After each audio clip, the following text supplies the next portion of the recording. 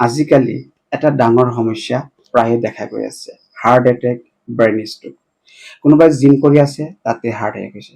আমি শুনা পাওঁ, আমি দেখিও আছো যে কোনোবাই পথাৰত কাম কৰি আছে, তাতে হাৰ্ট এটেক হৈছে।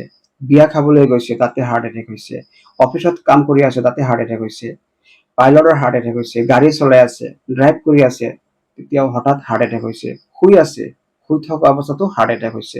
এনেকুৱা বিভিন্ন স্থানত হঠাৎ হাৰ্ট এটেক হোৱা সমস্যাটো প্ৰায়ে আমি শুনা পাই আছো বা দেখিও আছো। এতিয়া কথা হৈছে যে আপোনাৰ মোৰ হাৰ্টটো, আপোনাৰ মোৰ হৃদযন্ত্ৰটো সুস্থ আছে নে নাই, ঠিক আছে নে নাই, আমি কেনেকৈ গম পাম? এটা সহজ উপায় আছে। আপোনালোকে এটা এক্সপেৰিমেণ্ট কৰি চাব পাৰে। এক্সপেৰিমেণ্টটো কৰোঁতে একেবাৰে সহজ।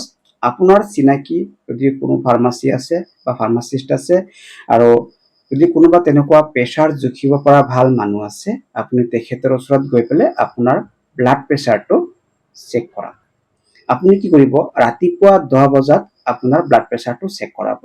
যদি আপোনাৰ ব্লাড প্ৰেছাৰটো 140/90 দেখাইছে, 140/90 লিখি ৰাখক।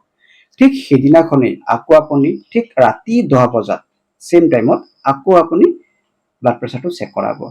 তেতিয়া দেখিব আপোনাৰ ব্লাড প্ৰেছাৰটো দিনৰ ভাগতকৈ ৰাতিৰ ভাগত কম দেখাব, প্ৰায় 10% কম দেখাব, মানে 120/80 আহিব।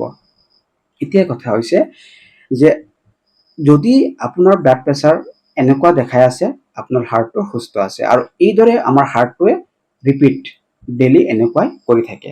ঠিক আছে, 5% মানুহৰ ক্ষেত্ৰত এইটো উল্টা দেখা যায়।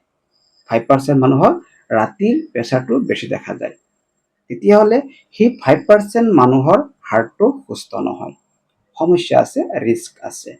সেইসকলে বাকীসকলৰ তুলনাত হাৰ্ট এটেক হোৱাৰ সম্ভাৱনাটো বেছি। এতিয়া কথা হৈছে যে যিসকলৰ উল্টা দেখাইছে, মানে ৰাতি বেছি দেখাইছে, তেখেতসকলক কৈছো ভয় খাব নালাগে। আপোনালোকে ভয় নকৰি আপোনালোকে যতন লওক। আপোনালোকে হাৰ্টটোৰ সুব্যৱস্থা লওক, ডক্তৰ দেখুৱাওক, আপোনালোকে ভালকে চোৱা চিতা কৰক, আৰু আপুনি নিজে শুদ্ধ হৈ চলক।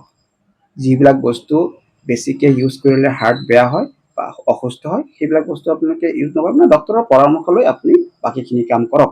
কিন্তু কথা হৈছে, এতিয়া মই যিখিনি কথা আপোনালোকক ক'লো যে আপোনাৰ হাৰ্টটো সুস্থ আছে নে নাই, এই সহজ এক্সপেৰিমেণ্টটো কৰি চাব পাৰে।